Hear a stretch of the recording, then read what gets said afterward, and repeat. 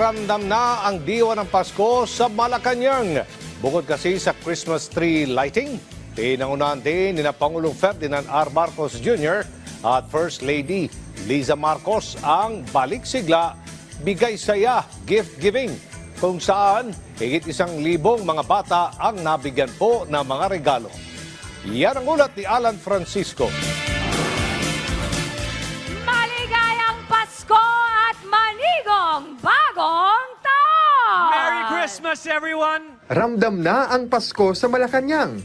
Nitong Sabado, mismong sina Pangulong Ferdinand R. Marcos Jr. at First Lady Liza Marcos ang nanguna sa Christmas tree lighting sa Malacanang bilang tanda ng pagsalubong sa Pasko sa palasyo. Sinalubong ni Pangulong Marcos ang mga guest, government officials at mga bata sa loob ng Malacanang compound. Kasabay nito, ang pagbibigay din niya na ang Pasko ay magandang pagkakataon para mag-reflect at magsama-sama ang mga mahal sa buhay at mga kaibigan.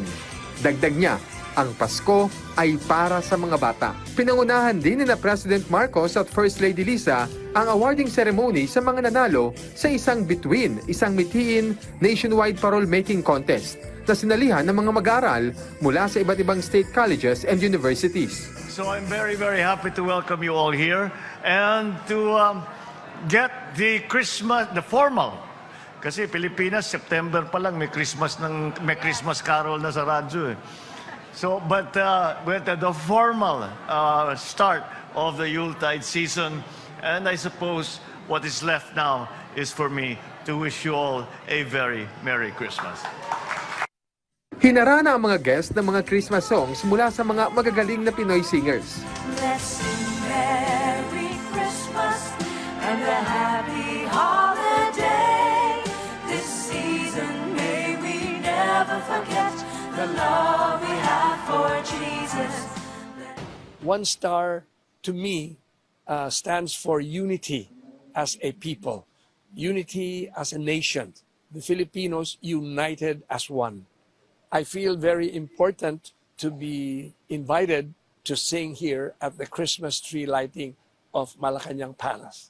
And I look forward to meeting His Excellency the President. Kahapon naman, Linggo, ay winelcome ni Pangulong Marcos at First Lady Liza ang higit 1,700 na mga bata mula sa mga shelter at orphan center sa Malacanang grounds sa Balik Sigla, Bigay Saya Gift Giving Day. Sa bayan itong ginawa sa 300 satellite centers sa higit 17,000 mga bata sa buong bansa. Ito na ang pangalawang taon ng programa na namana ni Pangulong Marcos mula sa kanyang ama na si dating President Ferdinand E. Marcos Sr.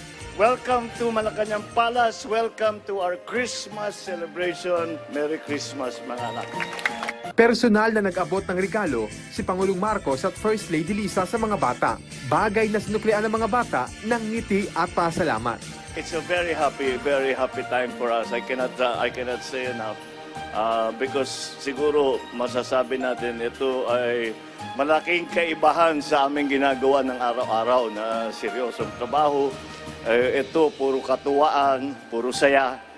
Dahil nga andyan yung ating mga kabataan, iniisip natin at inaalagaan natin at tinitiyak natin na lahat ng ating mga kabataan ay maging masaya sa Pasko. Marami pa mga bata na nangangailangan ng tulong. Tinulungan niyo po kami. Minsan lang po ito nangyari kaya in-enjoy na po. Sa speech ni Pangulong Marcos, naalala niya ang Christmas memories niya noong siya'y bata pa. Alam niyo, nung kasintanda ko lang kayo, maliit din ako noon, yung tatay ko, isang presidente rito.